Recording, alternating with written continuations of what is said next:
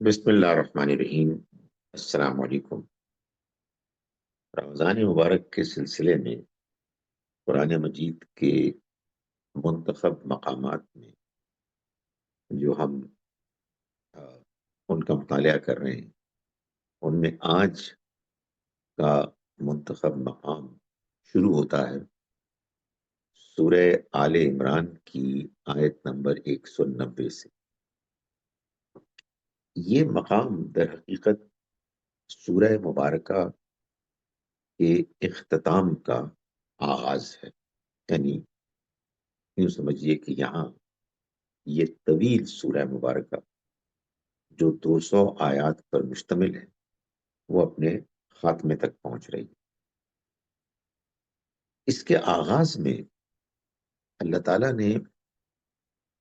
اہل کتاب کے اس اعتراض کا جواب دیا ہے کہ جو وہ قرآن کی دعوت کے جواب میں پیش کرتے تھے، کہ جس میں ان سے اس کا تقاضا کیا جاتا تھا کہ وہ قرآن مجید پر اور اللہ کے پیغمبر صلی اللہ علیہ وسلم پر ایمان لائے، تو اس کے جواب میں وہ یہ کہتے تھے کہ کوئی نشانی پیش کرے، یعنی کوئی ایسی نشانی جیسے مثال کے طور پر کوئی آسمان سے ایسی آگ کا بگولا آئے کہ جو ان پیغمبر کی قربانی کو جلا کے چلا جائے، اور یوں یہ ثابت ہو جائے کہ یہ اللہ کے پیغمبر ہیں۔ تو قرآن مجید نے اس کا یہ جواب تو دیا کہ ایسے پیغمبر تمہاری تاریخ میں آئے اور انہوں نے نشانیاں پیش کی ایسی ہی جیسے کہ تم ہمارے آخری پیغمبر سے تقاضا کر رہے ہو، مگر اس کے باوجود تمہارے بہت سے بزرگوں نے ان کو نہیں مانا۔ تو بھلا اگر اس طرح کی کوئی عقل کو حیران کر دینے والی ظاہری نشانی آ بھی گئی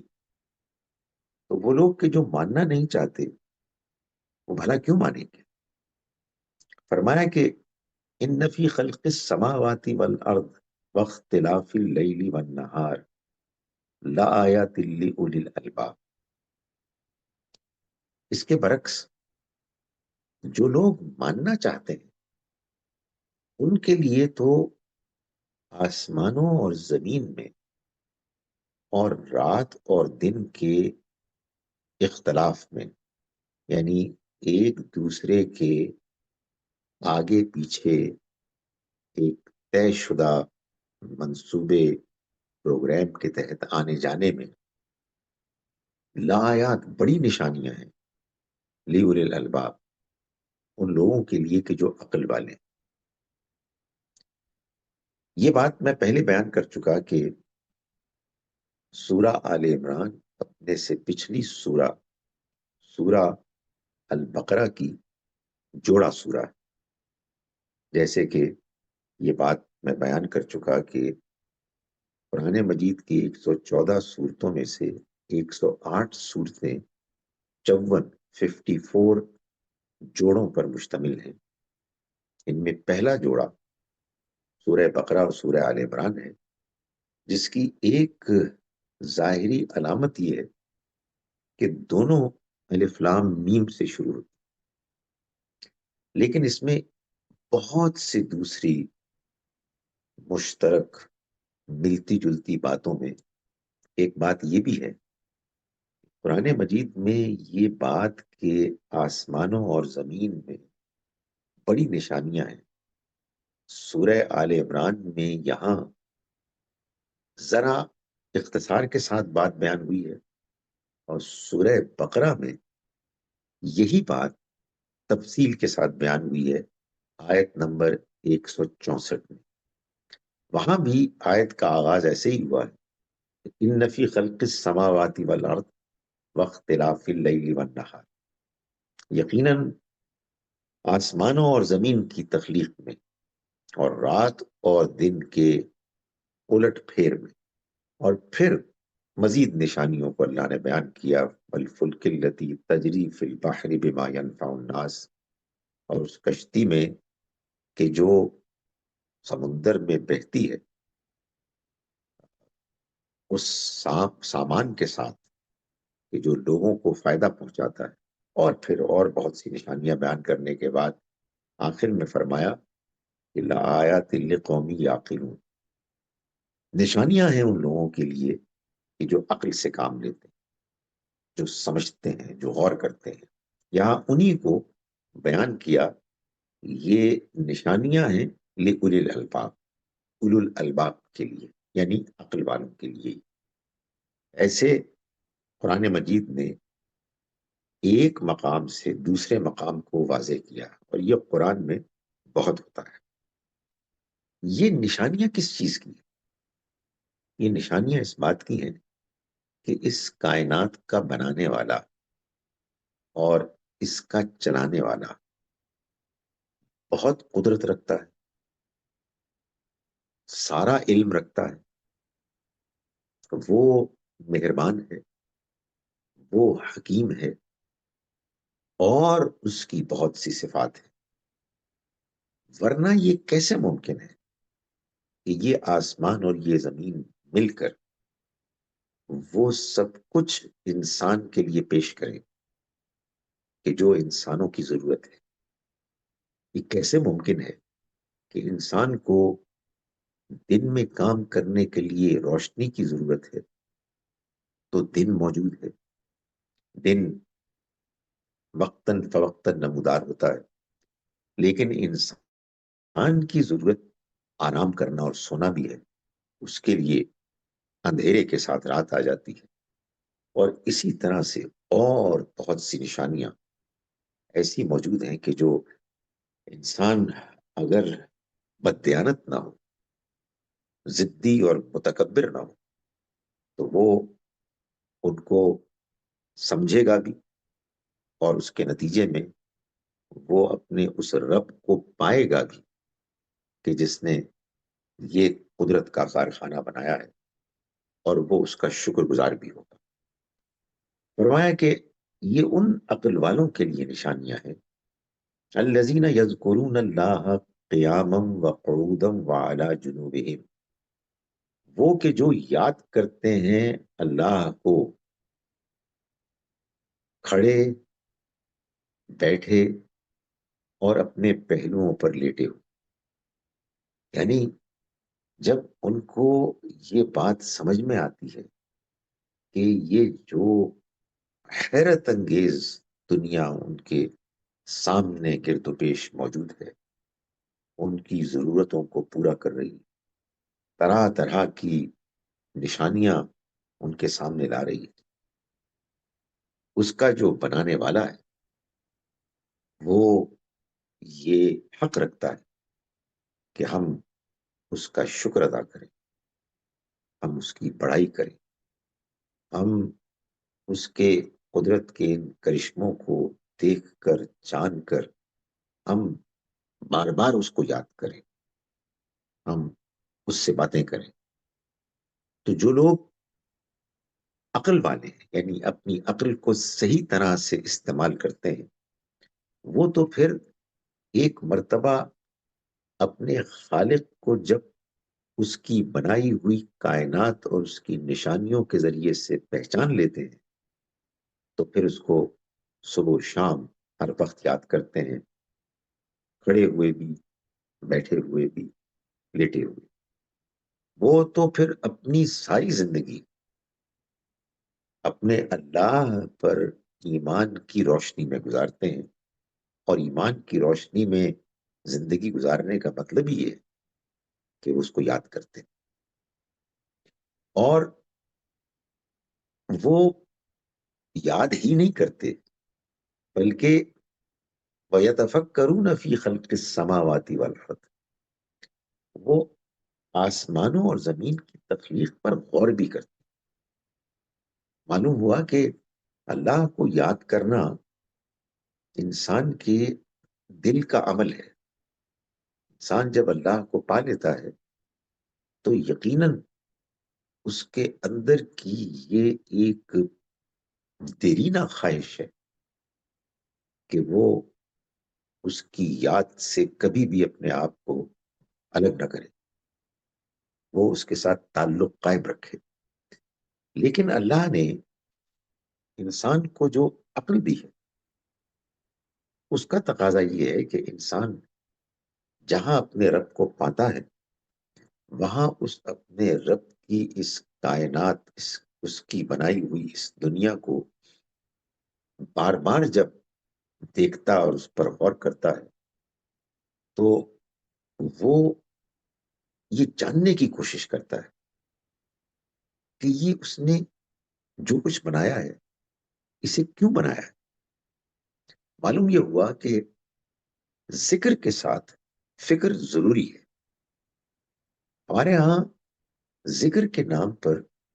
چند الفاظ کو بغیر سوچے سمجھے دوہرا دیا جاتا ہے، اور یہ خیال کیا جاتا ہے کہ ہم اللہ کا ذکر کر رہے ہیں۔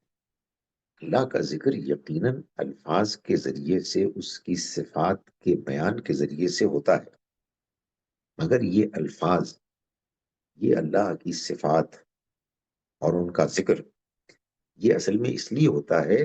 کہ انسان اپنے دل میں اپنے رب کو محسوس کرے، اس کو اپنے جذبات میں اپنے رب کی موجودگی کی حرارت محسوس ہو، ہلچل محسوس ہو۔ اور پھر یہی نہیں، بلکہ اس کے ساتھ وہ اپنی زندگی اور گرد و پیش کے نشانیوں، اس کائنات کی غیر معمولی ترتیب اور اس میں ہونے والے واقعات کو اپنے غور و فکر کا مرکز بنائے۔ جب وہ ایسا کرتا ہے تو پھر وہ پکار اٹھتا ہے، ربنا ما خلقت ھذا باطلا، کہ ہمارے رب، تو نے اس سب کو باطل اور بیکار نہیں بنایا۔ سبحانک، تو ہر عیب سے، ہر کمزوری برائی سے پاک ہے۔ یہ کیسے ہو سکتا ہے کہ تو کوئی کام بیکار کرے، بے مقصد کرے؟ تو اس طرح کی ہر کمزوری سے بالکل آزاد ہے۔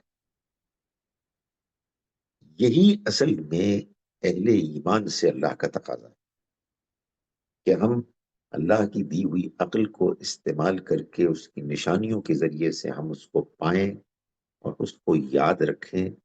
اور اس کی یاد کو اپنے دل میں تازہ کریں، اپنے دل کو اس کی یاد سے آباد کریں، اور اس کی کائنات پر غور کرنے کے بعد گرد و پیش کے ماحول میں جو کچھ ہو رہا ہے اس پر غور و فکر کرنے کے بعد ہم یہ سوال کریں کہ یہ اس نے کیا کیوں ہے؟ جب وہ ہمارا رب ہے، خالق ہے، مالک ہے، ہر اعلیٰ صفت اس کے اندر موجود ہے اور مکمل طور پر موجود ہے، تو پھر یہ کیا ہو رہا ہے؟ انہیں ہمارے رب، یہ نہیں ہو سکتا کہ یہ سب کچھ بے مقصد پیدا کیا ہو۔ تو ہر عیب سے پاک ہے، سبحانک فقنا عذاب، تو تو ہمیں آگ کے عذاب سے بچا لے۔ یا گویا کہ قرآن مجید نے وہی انداز اختیار کیا کہ جو درمیان کی کچھ تفصیلات ہیں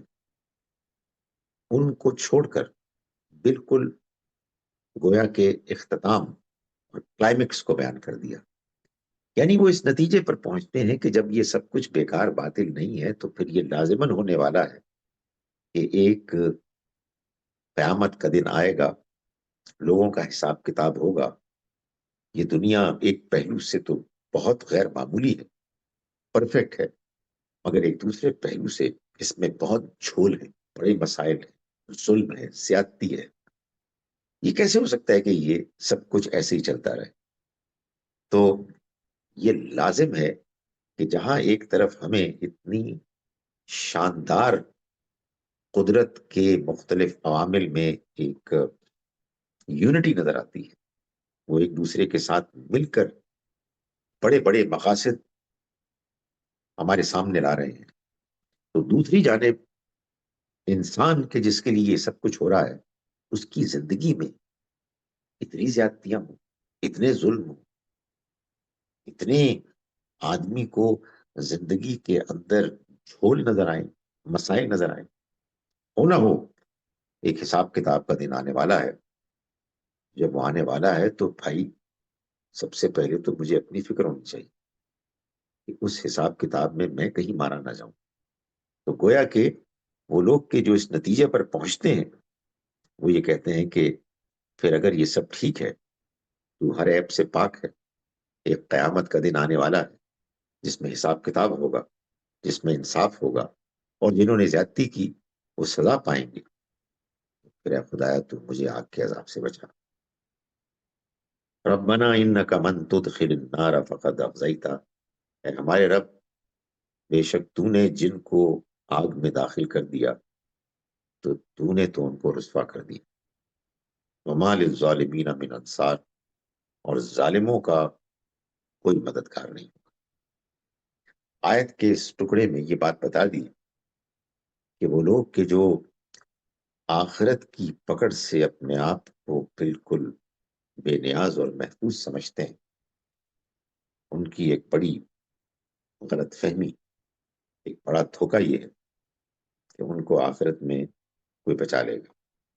یعنی ان کا نظریہ کچھ ایسا ہوتا ہے کہ بل تو کوئی آخرت باخرت ہونی نہیں. اب چلو مان لیا ایک امکان تو ہے، تو پھر ہم بچ جائیں. ہم ایسے خاندان، ایسے مذہب سے تعلق رکھتے ہیں کہ جس میں ہمارے لیے یہ گارنٹی ہے کہ ہم نے کلمہ پڑھا ہوا ہے، ہم پیغمبر کی امت ہیں، تو ہم کو بچا لیا جائے. تو فرمایا کہ وَمَا لِلظَّالِمِينَ مِنْ انصار،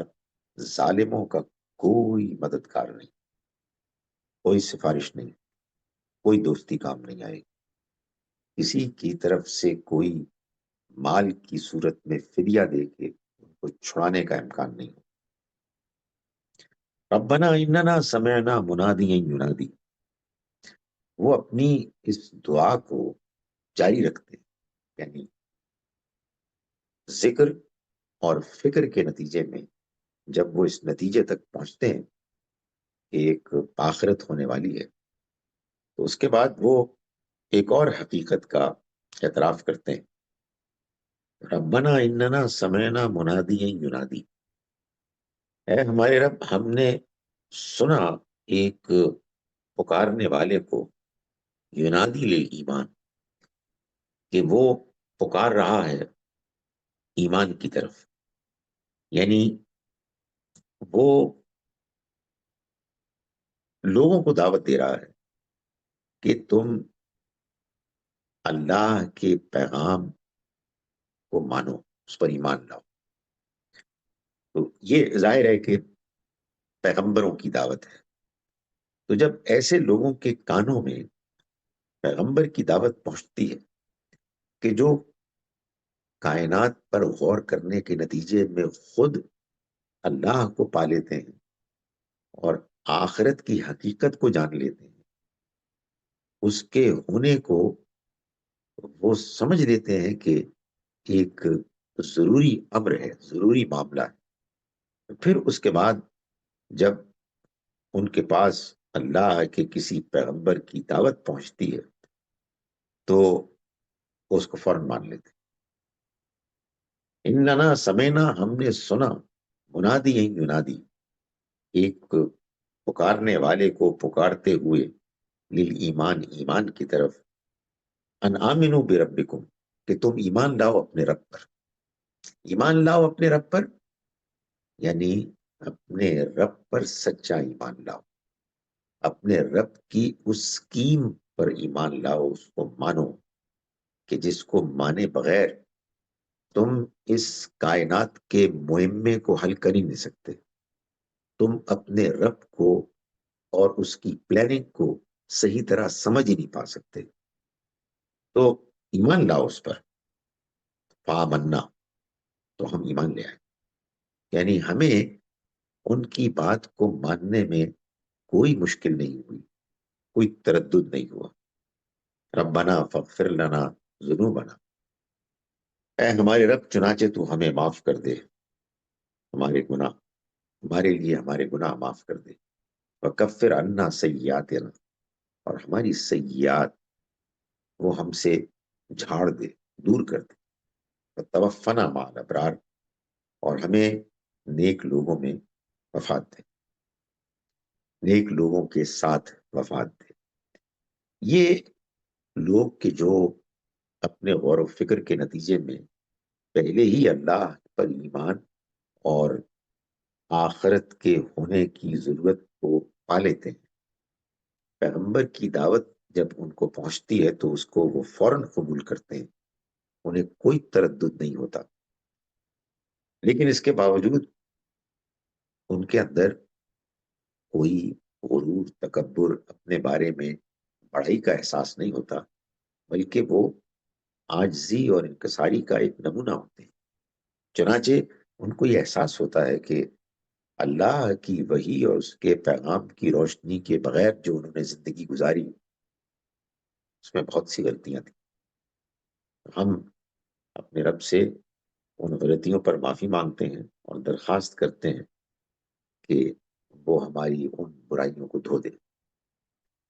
قرآن مجید سے یہ بات صاف معلوم ہوتی ہے کہ اللہ کے پیغام کو ماننے والے لوگ وہی ہیں کہ جن کا باطن صاف ہوتا ہے۔ اللہ انہی کو ایمان کی توفیق دیتا ہے، یا تو وہ پہلے سے اللہ اور آخرت کو فی الجملہ مان چکے ہوتے ہیں، یا پھر اتنی پاکیزگی ان میں ہوتی ہے کہ وہ اللہ کے پیغمبر کے پیغام کو سن لینے، جان لینے کے بعد ایمان لاتے ہیں، اور وہ اپنے اندر کی جو آلودگی ہے اس کو دھونے میں کامیاب ہو جاتے ہیں، اور وہ اس کے پیغام کو سمجھ کر اس کو اختیار کرنے، اس پر عمل کرنے کی طرف مائل ہو جاتے ہیں۔ ان کی دعا یہ ہوتی ہے کہ ربنا آتنا وآتنا ما وعدتنا، اے ہمارے رب، اور تو ہمیں دے وہ کہ جس کا تو نے وعدہ کیا، اعلیٰ رسول کا، اپنے رسولوں کی زبانی، ولا تخزنا یوم القیامہ، اور ہمیں قیامت کے دن تو رسوا نہ کیجیو، انک لا تخلف المیعاد، تو اپنے وعدوں کی خلاف ورزی کرنے والا نہیں۔ یعنی تم نے جب اپنے پیغمبروں کے ذریعے سے یہ وعدہ کیا ہے کہ جو اس پر سچا ایمان لائیں گے اور اپنی زندگی کو اس کے مطابق سنواریں گے، ان کے لیے آخرت میں رسوائی نہیں ہوگی۔ یہ وہ دعا کرتے ہیں، تو اللہ تعالیٰ نے فرمایا کہ جب انسان اس طرح سے دعا کرتا ہے، خلوص کے ساتھ، دل کی گہرائی کے ساتھ، بات کو سمجھ کے، تو اللہ کے ہاں کبھی ایسی دعا رد نہیں ہو۔ اسی وجہ سے اللہ تعالیٰ نے فوراً ہی اس کی قبولیت کا اعلان فرمایا کہ فاستجاب لهم ربهم، تو قبول فرمائی ان کے لیے ان کے رب نے ان کی دعا، ایسے کہ انی لا اضیع عمل عامل منکم، میں ہرگز ضائع نہیں کروں گا کسی عمل کرنے والے کے عمل کو تم میں سے، من ذکر او انثی، چاہے مرد ہو چاہے عورت، بعضکم من بعض، تم سب آپس میں ایک ہی ہو۔ یعنی یہ مرد و عورت کا فرق تو اللہ تعالیٰ نے اس دنیا کی زندگی کے نظام کو چلانے کے لیے پیدا کیا، ورنہ یہ دونوں انسان برابر کے انسان ہیں، دونوں میں سے کوئی نیکی کرے گا وہ اس کا اجر پائے گا۔ فرمایا کہ فالذین ہاجروا واخرجوا من دیارہم، چنانچہ یہ جو میں تم سے وعدہ کر رہا ہوں تمہاری دعاؤں کو قبول کرنے کا، اس کا نتیجہ یہ اب نکل رہا ہے، یعنی جب یہ آیات نازل ہو رہی تھی، چنانچہ وہ لوگ کہ جنہوں نے ہجرت کی اور وہ نکالے گئے من دیارہم، اپنے گھروں سے، وَأُوذُوا فِي سَبِيلِي، اور وہ ستائے گئے میرے راستے میں، قاتلوا، اور وہ لڑے، وقتلوا، اور وہ مارے گئے، لَأُكَفِّرَنَّ عَنْهُمْ سَيِّئَاتِهِمْ، تو میں لازماً ان کی برائیوں کو ان سے دور کر دوں گا، یعنی ان کے گناہوں کو میں معاف کر دوں گا، جو ان سے لغزشیں ہوئی ہیں ان کے اس نیکی کے رویے، عمل اور قربانی کی وجہ سے میں ان کو صاف کر دوں گا، وَلَأُدْخِلَنَّهُمْ، اور میں لازماً داخل کروں گا ان کو، جنات ایسے باغات میں تجری من تحتها الانہار، بہتی ہوں گی جن کے نیچے نہریں، ثوابا من عند اللہ، یہ بدلہ ہوگا اللہ کی طرف سے، یعنی ہوگا تو وہ غیر معمولی انعام، لیکن اس میں اللہ تعالیٰ یہ مہربانی فرمائیں گے کہ وہ یہ کہیں گے کہ اے میرے بندے، یہ تمہارے اپنے عمل کا بدلہ ہے، عزت افزائی کے لیے، ان کا حوصلہ بڑھانے کے لیے، اور اللہ کی نعمت کو پا کر اس میں جو حقیقی خوشی ہے اس کو پیدا کرنے کے لیے۔ یہ دنیا کی زندگی کا امتحان اللہ تعالیٰ نے برپا اسی لیے کیا ہے کہ آخرت کی بے پناہ نعمتوں کو پا کر انسان کے اندر یہ احساس پیدا ہو، یہ سب کچھ میں نے خود کیا ہے کہ جس کا بدلہ اللہ نے مجھے دیا ہے۔ وہ عاجزی، انکساری، اللہ کی نعمتوں کا اعتراف تو ہوگا، مگر اس احساس کا کیا کہنا کہ انسان یہ سوچے گا اور بار بار وہ سوچے گا کہ میں جس زندگی گزار کے آیا ہوں، جس میں میں نے غلطیاں بھی ہوئی، اگر اللہ سے معافی مانگی، اور میں نے اللہ اور اس کے پیغام کے ساتھ وفاداری کی، اور میں نے اپنی مقدور بھر کوشش کی، تو یہ اس کا بدلہ ہے۔ فرمایا کہ ثواب من عند اللہ، یہ اللہ کی طرف سے بدلہ ہوگا، اللہ عندہ حسن الثواب، اور اللہ کے پاس تو بہترین بدلہ، بہترین جزا ہے۔ آئیے ہم ان آیات کا ترجمہ جیسا کہ جاوید احمد غامدی صاحب نے کیا ہے اس کو ایک مرتبہ ہم پھر دیکھتے ہیں۔ ہم نے آج کا سبق شروع کیا آیت نمبر 190 سے۔ شروع کرتے ہیں اس اللہ کے نام کے ساتھ جس کی رحمت بے پناہ ہے، جس کی عنایت ہمیشہ کے لیے۔ یہ لوگ عقل کے اندھے ہیں، اس لیے پیغمبر پر ایمان لانے کے لیے نشانی مانگتے ہیں، ورنہ حقیقت یہ ہے کہ زمین اور آسمانوں کے بنانے میں اور دن اور رات کے باری باری آنے میں ان لوگوں کے لیے بہت سی نشانیاں ہیں جو بصیرت والے، ان کے لیے جو کھڑے اور بیٹھے اور اپنے پہلوؤں پر لیٹے ہوئے ہر حال میں خدا کو یاد کرتے اور زمین اور آسمانوں کی خلقت پر غور کرتے رہتے ہیں۔ ان کی دعا یہ ہوتی ہے کہ پروردگار، تم نے یہ سب بے مقصد نہیں بنایا، تو اس سے پاک ہے کہ مقصد کے بغیر کوئی کام کرے، سو ہم کو دوزخ کے کی آگ سے بچا لے۔ پروردگار،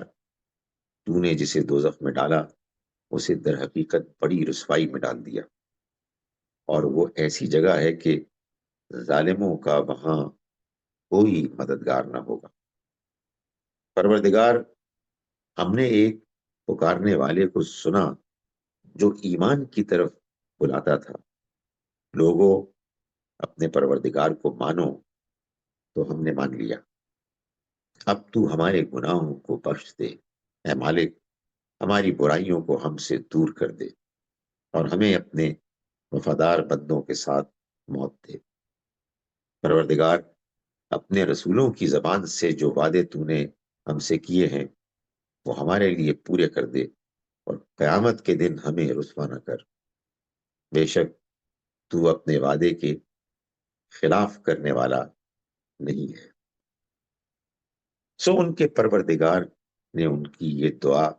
اس طرح قبول فرمائی کہ مرد ہو یا عورت، میں تم میں سے کسی عمل کرنے والے کا کوئی عمل ضائع نہ کروں گا، تم سب آپس میں ایک ہی ہو۔ لہذا جنہوں نے ہجرت کی اور جو اپنے گھروں سے نکالے گئے اور میری راہ میں ستائے گئے اور میرے لیے لڑے اور مارے گئے، ان کے گناہ میں ان سے دور کر دوں گا اور ان کو ضرور ایسے باغوں میں داخل کروں گا جن کے نیچے نہریں بہتی ہوں گی۔ یہ اللہ کی طرف سے ان کی جزا ہے اور بہترین جزا تو اللہ ہی کے پاس ہے۔